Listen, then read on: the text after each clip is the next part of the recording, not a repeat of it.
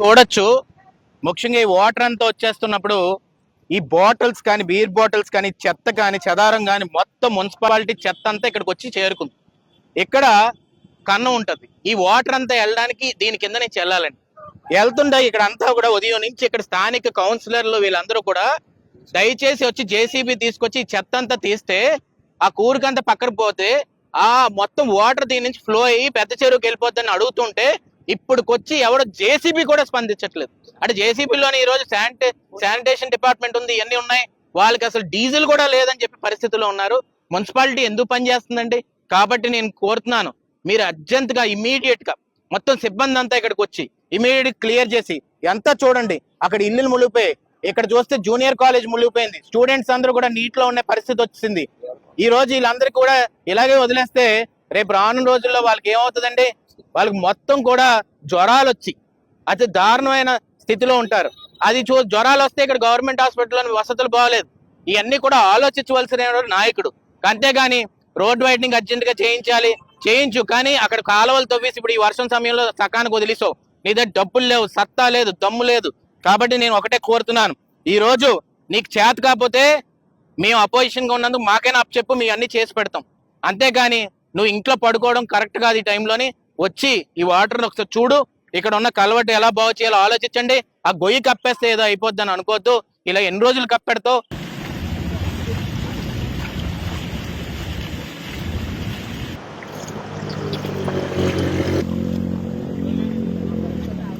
ఇదేమో ఒక ఎయిర్ లో నించున్నట్టు. ఇది మెయిన్ రోడ్ ఎంత మంచి పెద్ద మెయిన్ రోడ్ అంటే నర్సీపట్నం నుంచి కేడీపేట వెళ్తున్నప్పుడు మనకి ప్రధాన రహదారి ఇది. అడవిలోంచి వెళ్తున్నా ఏం వెళ్తున్నా కానీ ప్రజలందరూ కూడా ఉదయం ట్రాఫిక్ జామ్ ఎందుకు అవుతుందని నేను వచ్చి చూస్తే ఈ రోజు ఏంటి ఇల్లులు మునిగిపోయి అత్యంత దారుణంగా ఎందుకు ఉందో నేను చెప్తాను. ఎప్పటి నుంచో కూడా ఎన్ని ప్రభుత్వాలు వచ్చినా కానీ, తెలుగుదేశం ప్రభుత్వంలోని కానీ ఎప్పుడు కానీ ఎంత పెద్ద వర్షం పడినా కానీ నర్సీపట్నంలోని ఈ దుస్థితి అయితే లేదు. కానీ ఈ రోజు ఈ దుస్థితి ఎందుకు వచ్చిందంటే, ఇంత ముందు ఒక పకడ్బందీగా ఒక కల్వర్ట్ ఉండేది ఇక్కడ. ఆ కల్వర్ట్ కింద ఎంత నీరు వచ్చినా కానీ ఆ కల్వర్ట్ కింద స్ట్రాంగ్ గా ఉండడం వల్ల ఆ కింద కల్వర్ట్ కింద నుంచి వెళ్ళిపోయి పెద్ద చెరువులోకి వెళ్ళిపోయేది. కానీ ఇప్పుడు ఏమైందంటే ఆ కల్వర్ట్ మధ్యలోని ఎక్కడైతే ఈ గొయ్యి పడిందో రోడ్డు మధ్యలోని, ఆ గొయ్యి పడిన దగ్గర ఎంతో మంది వెళ్ళి ఫిర్యాదులు చేశారు, స్పందనలో పెట్టారు, ప్రతి దగ్గర పెట్టినా కానీ ఏమాత్రం కూడా పట్టించుకోకుండా ఏం చేశారంటే అక్కడ జగనన్న గొయ్య, జగనన్న ఇదని చెప్పేసి అందరూ కూడా ఏదో అంటున్నారు, మౌత్ టాక్ స్ప్రెడ్ అవుతుందని చెప్పేసి ఎవరైతే వాట్సాప్ లో పెట్టినా ఫోటోలు పెట్టినా ఇదే పోలీసులు ఆ వ్యక్తులను అరెస్ట్ చేస్తారు.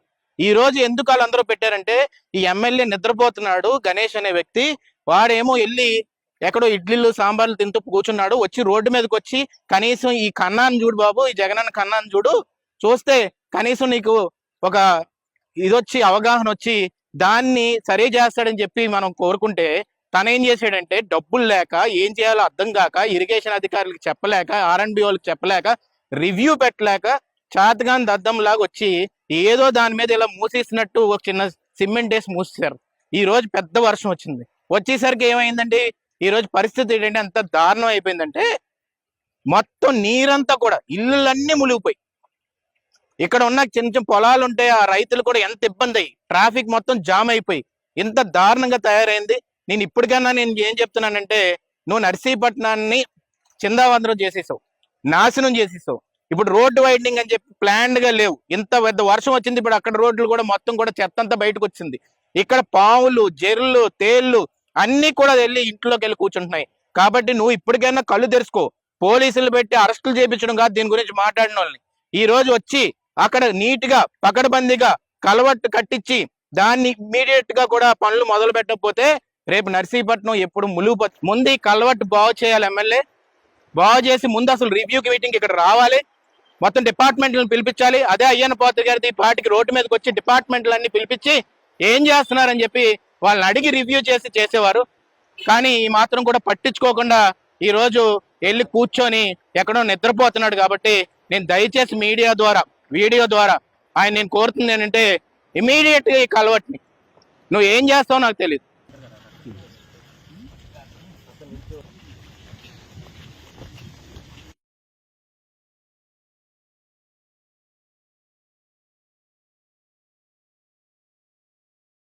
₹30,000 ఉమ్, ఆ పెట్టుబడికి రావడం కష్టం సార్. ఉమ్, రైతుకి మిగిలేదు ఏముండదు, కాకపోతే మన భూమిలో పండించుకొని తింటున్నాం అంతవరకు. ఉమ్. అమ్మడానికంటే పెట్టిన పెట్టుబడి అయితే రాదు సార్. ఇప్పుడు ప్రభుత్వం దగ్గర నుంచి మేము నష్టపరిహారం కింద 30,000 అడుగుతున్నాం, కానీ అసలు యాక్చువల్గా రైతుకు ఎంత నష్టపరిహారం ఉంటే ఈరోజు మీరందరూ కూడా సేఫ్గా ఉండేది? సేఫ్గా ఉండాలంటే 40,000 ఇస్తే కానీ సేఫ్ అవ్వదు సార్. 40,000 మినిమం అయినా ఎకరానికి 40,000 ఇస్తే ఈ రోజు మీరు అందరూ కూడా కుటుంబానికి కొంచెం సేవ్ చేసిన వాళ్ళు అవుతారు. సుమారుగా ఈ జీ కొత్తూరు ప్రాంతంలోనే మనం చూసుకుంటే సుమారుగా 300 ఎకరాల పైన వరేశారండి. 300 ఎకరాల పైన వరేశారు. ఈరోజు మొత్తం నియోజకవర్గం నేను మాట్లాడట్లేదు, ఒక్క పంచాయతీ గురించి మాట్లాడుతున్నాను. ఈరోజు ఈ రైతుల కష్టాలను తెలుసుకోవడానికి కూడా ఈ ఎమ్మెల్యే కానీ నాయకులు కానీ జగన్మోహన్ రెడ్డి కానీ స్టేట్లో ఇప్పుడుకొచ్చి ఒక ప్రెస్ మీట్ కానీ ఒక దారుణం ఏంటంటే వస్తున్నారు, ఏదో ఫోటోలు తీసుకుంటున్నారు, వెళ్ళిపోతున్నారు, కానీ వీళ్ళకి నష్టపరిహారం ఎవరిస్తారు? ఈరోజు పరిస్థితి ఏంటంటే నష్టపరిహారం ఇవ్వాల్సిన అవసరం ఎంత ఉంది? ప్రతి ఒక్క ఎకరానికి 30,000 నష్టపరిహారం ఇవ్వాలి.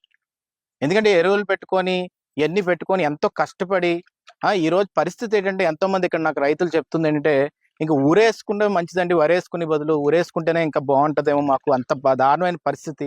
ఈరోజు వర్షం పడుతుంది, సైక్లోన్ వస్తుందని చెప్పి ప్రతి ఒక్కరికి తెలుసు. పోనీ వీళ్ళు అప్రమత్తం చేశారంటే అది లేదు. ఈరోజు అప్రమత్తం చేయకపోగా ఈరోజు వరంతా మొత్తం నాశనం అయిపోయింది, మొత్తం నాశనం అయిపోయింది. ఇక్కడ నీకు చుట్టుపక్కల ఎక్కడ చూసుకునే ఈ చుట్టుపక్కల కనుమేర ఏది చూసుకున్నా కూడా మొత్తం రైతులందరూ కూడా నష్టపోయారు, ములిగిపోయింది, మొత్తం పంట ములిగిపోయింది. కాబట్టి నేను దయచేసి ప్రభుత్వాన్ని జగన్మోహన్ రెడ్డి గారిని కోరుతుంది ఏంటంటే ఎకరానికి 30,000 నష్టపరిహారం ఇవ్వాలి, రైతులను ఆదుకోవాలి. వాళ్ళు ఈరోజు దగా చేసి ఈరోజు రైతు వెన్నుముక్క విరిచి అన్నపూర్ణ ఆంధ్రప్రదేశ్లో ఇంత దారుణమైన నష్టం జరుగుతుంటే మీరు దయచేసి చూడాలి. ఇక్కడ లోకల్గా ఉన్న ఎమ్మెల్యే కూడా నిద్రపోతున్నారు గణేష్. ఆయన రోడ్డు మీదకి రావట్లేదు, అక్కడ రోడ్లు మునిగిపోయి ట్రాఫిక్లు జామ్ అయిపోయి కార్లు ఆగిపోయి బైకులు ఆగిపోతున్నాయి, పేదవాళ్ళు ఇంట్లోకి వాటర్ వెళ్ళిపోయి పాములు ఉండిపోతున్నాయి. ఇవన్నీ కూడా పట్టించుకోకుండా ఆఖరికి ఇక్కడ ఎన్నో ప్రాంతాల్లో వర మొత్తం నాశనం అయిపోయింది, రైతులు నష్టపోయారు. వాళ్ళకి నష్టపరిహారం కింద ఏమివ్వాలి, ఏం చేయాలని ఆలోచించే పరిస్థితుల్లో కూడా ఎమ్మెల్యే లేరు, నిద్రపోతున్నాడు. నేను ఒకటే మేలుకోమని కోరుతున్నాను, బస్సు యాత్రలు ఈ యాత్రలు చేసి సామాజిక న్యాయం అనే బదులు రైతుని కాపాడుకుంటాయా?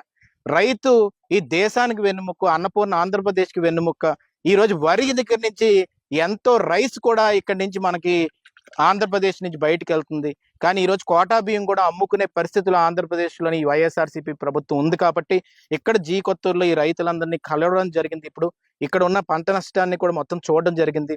వరేసుకొని ఈరోజు ఉరేసుకునే స్థితికి మొత్తం రైతులు వచ్చే పరిస్థితి వచ్చింది. కాబట్టి నేను దయచేసి జగన్మోహన్ రెడ్డిని ఒక్కటే కోరుతుంది ఏంటంటే ఎట్టి పరిస్థితుల్లో ఎకరానికి 30,000 రూపాయలు నష్టపరిహారం ఈ ప్రాంతం రైతులందరికీ కూడా ఇచ్చే విధంగా మీరు ముందుకు రావాలి. ఆ ఎమ్మెల్యే నిద్రపోతున్నాడు కాబట్టి తను లేపి ఆ షెడ్లోంచి బయట తీసుకొచ్చి ఒకసారి ఈ ప్రాంతాల్లోని ఈ పంటల్లో దిగి, ఈ వర్షం నీటిలో దిగి వరిని చేతిని పట్టుకొని ఒక్కసారి రైతు కష్టాన్ని తెలుసుకునే విధంగా ఆయన ముందుకెళ్లాలని చెప్పి సందర్భంగా కోరుతున్నానండి. దయచేసి ఈ రైతులందరి తరపున నేను చేతులు జోడించి నమస్కారం పెట్టి శిరస్సు వంచి అడుగుతున్నాను, రైతుని కాపాడుకుంటేనే మన రాష్ట్ర భవిష్యత్తు కానీ మన దేశ భవిష్యత్తు కానీ మన ఫ్యూచర్ బాగుంటుంది. కాబట్టి నేను కోరుతున్నాను. అలాగే నేను యువకులందరినీ కూడా కోరుతున్నాను, మీరు ఇంట్లో ఉండి అక్కడ మునిగిపోతున్న ఏదైనా కాదు, బయటకు రావాలి, సహాయ చర్యలకి ముందుకు రావాలి. ఈ రైతుల కష్టాలను కూడా బయటకు మనం చూపెట్టాలి సోషల్ మీడియా ద్వారా. మనం వీ షుడ్ స్టాండ్ విత్ ఫార్మర్సే మనకి ఈరోజు బ్యాక్ బోన్. కాబట్టి ఫార్మర్స్ అందరికీ కూడా మనం బ్యాక్ బోన్ గా నిలవడానికి యువకులందరూ కూడా రోడ్డు మీదకి వచ్చి వీడియోస్ అన్ని బయటకు పెడితేనే, ఇది ప్రచారం జరిగితేనే ఆ జగన్మోహన్ రెడ్డి ఆ ప్యాలెస్ లోంచి బయటకు అడుగు పెట్టి రైతులను కాపాడుతాడు, నష్టపరిహారం ఇస్తారని చెప్పి ఈ సందర్భంగా కోరుతున్నాను. Thank you.